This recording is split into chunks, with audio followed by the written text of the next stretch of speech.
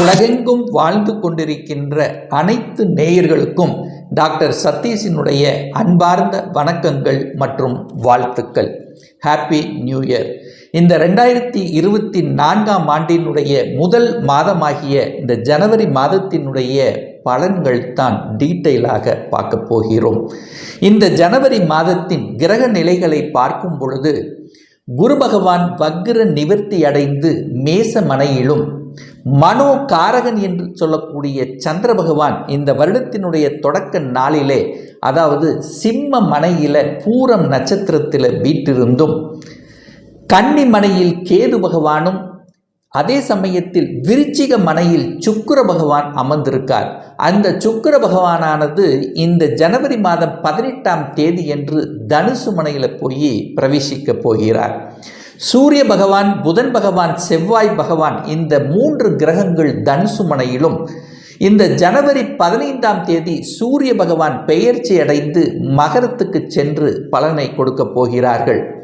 சனி பகவான் கும்ப மனையிலும், ராகு பகவான் மீன மனையிலும் அமர்ந்து கொண்டு என்ன மாதிரியான பலன்கள், சாதகம் என்ன, பாதகம் என்ன என்பதை பற்றியும், இந்த மாதத்தில் எந்த தெய்வத்தை வழிபட்டால் நமக்கு நல்லது என்கின்ற வகையில் இப்போ நம்ம டீட்டெயிலாக பார்க்க போகிறோம். அதற்கு முன்னால் நம்மளுடைய சேனலை ஃபஸ்ட்டு டைம் நீங்கள் பார்ப்பவர்கள் என்றால் மறக்காமல் சப்ஸ்கிரைப் பண்ணிக்கிங்க. கன்னிராசி அன்பர்களே, இந்த 2024ஆம் வருடம் ஜனவரி மாதம் எப்படி இருக்கும் அப்படின்னு பார்க்கும் பொழுது, உங்களுடைய ராசி அதிபதி, லக்ன அதிபதி என்று சொல்லக்கூடிய புதன் பகவான் 4ஆம் இடம் என்கின்ற சுகஸ்தானத்தில் அமர்ந்து கொண்டு குருவினுடைய பார்வை பெற்றிருப்பது உங்களுக்கு அனைத்து விதத்திலும் நன்மை தரக்கூடிய ஒரு அமைப்பு தான். உங்கள் ராசியிலேயே கேது உட்கார்ந்துருக்காரே, சர்ப்ப கிரகம் என்று சொல்லக்கூடிய கேது இருப்பாரே, அப்போ கேதுவினால் நமக்கு பல தொல்லைகள் ஏற்படுத்துமா அப்படின்னா அப்படி கிடையாது. கேது, அந்த கண்ணியில் இருக்கக்கூடிய கேது உங்களை பெரிய அளவுக்கு கெடுக்காது. அதாவது இந்த கேதுங்கிறது ஞானக்காரகன் அல்லவா, உள்ளுணர்வு சக்திங்கிறது அதிகமாக இருக்கும். அதாவது சில அனுபவங்களை உங்களுக்கு கொடுக்கும். யார் நல்லவர், யார் கெட்டவர், உங்களுடைய உறவுகள் இப்படிப்பட்டவர், உங்களுடைய வாழ்க்கை தன்மை எப்படி இருக்கணும் அப்படிங்கிற அந்த உள்ளுணர்வு சக்தி என்பது இந்த மாதம் உங்களுக்கு அதிகமாக இருக்கும்.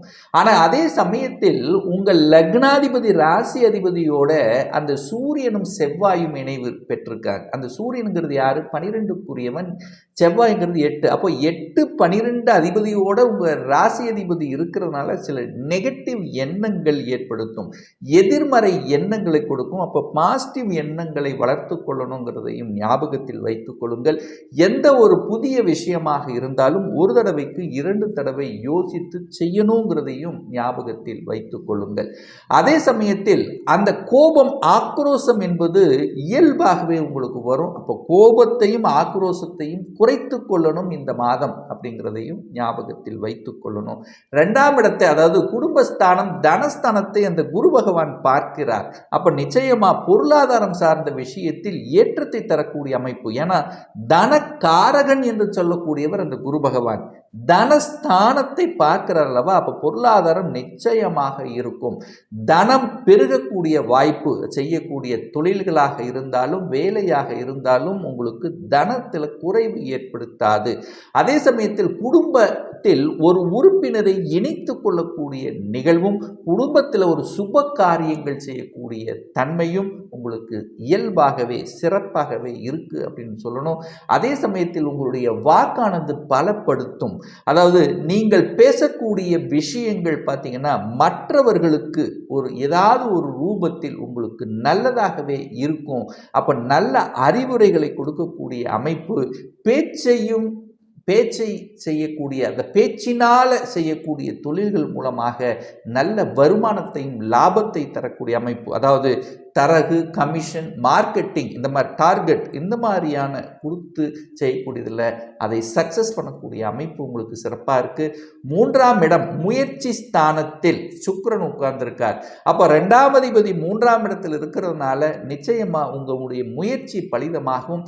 அதாவது அந்த பணத்துக்காக தேடக்கூடிய, அந்த பணத்திற்காக நீங்கள் எடுக்கக்கூடிய முயற்சிகள் எத்தனையும் சக்சஸ் ஆகக்கூடிய வாய்ப்புகள் உங்களுக்கு சிறப்பாக இருக்குது. அதே சமயத்தில் பார்த்தீங்கன்னா அந்த சுக்கிரன் 3ஆம் இடத்தில் இருக்கிறதுனால புதிய ஒப்பந்தங்கள், கலைத்துறையில் ஒரு புதிய ஒப்பந்தங்கள் கிடைக்கக்கூடிய வாய்ப்புகள், இசை சார்ந்த துறையில் ஒரு சிலருக்கு நாட்டத்தை கொடுக்கும், ஒரு சிலருக்கு அந்த துறையில் இறக்கி விடக்கூடிய அமைப்பு, ஏற்கனவே அந்த இசை சம்பந்தப்பட்ட துறையில் இருப்பவர்களுக்கு புகழை தரக்கூடிய வாய்ப்புகளையும் சந்தர்ப்பங்களை உருவாக்கும்.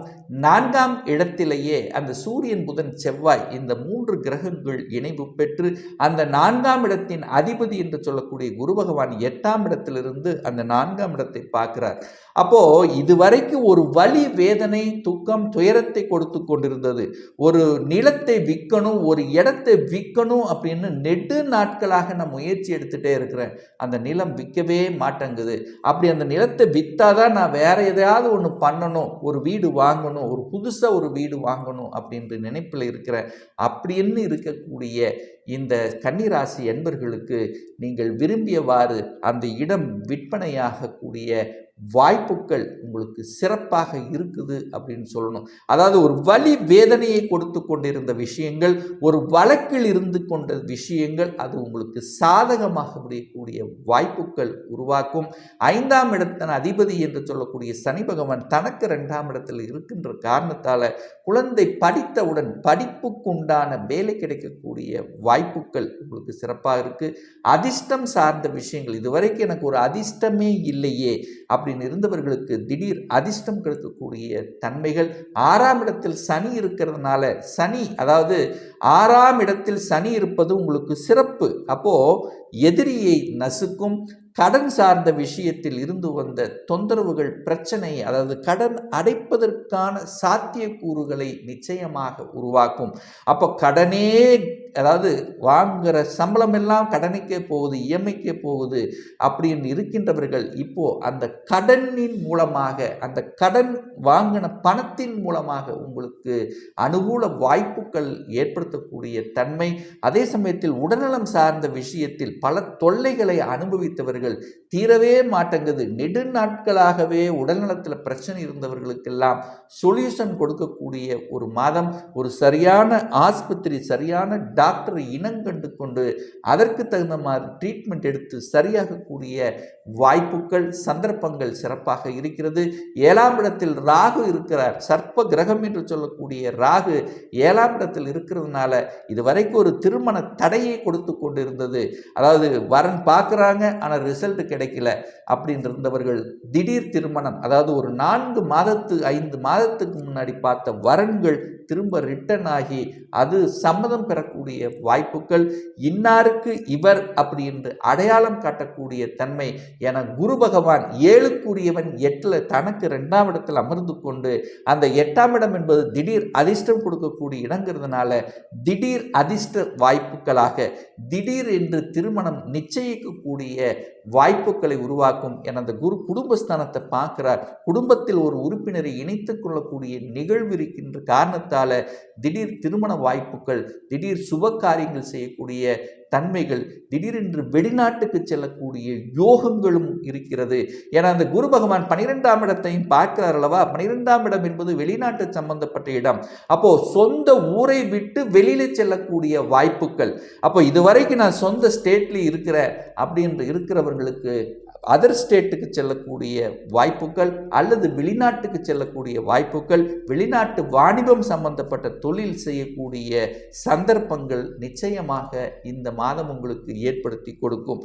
அதே சமயத்தில் அந்த குரு 8ல் இருக்கார் அல்லவா. அப்போ 8ஆம் இடம் என்பது வம்பு, வழக்கு சம்பந்தப்பட்ட விஷயங்கள் அல்லவா. அப்போ ரொம்ப நாளா எனக்கு ஒரு வழக்கே இருக்கு, பிரச்சனையா இருக்கு, செய்யாத குற்றங்களுக்காக ஒரு தண்டனை. ஸோ இந்த மாதிரியான தன்மையில் இருக்கின்றவர்கள் அதிலிருந்து விடுதலை பெறக்கூடிய சாத்தியக்கூறுகள் உங்களுக்கு சிறப்பாக இருக்கு.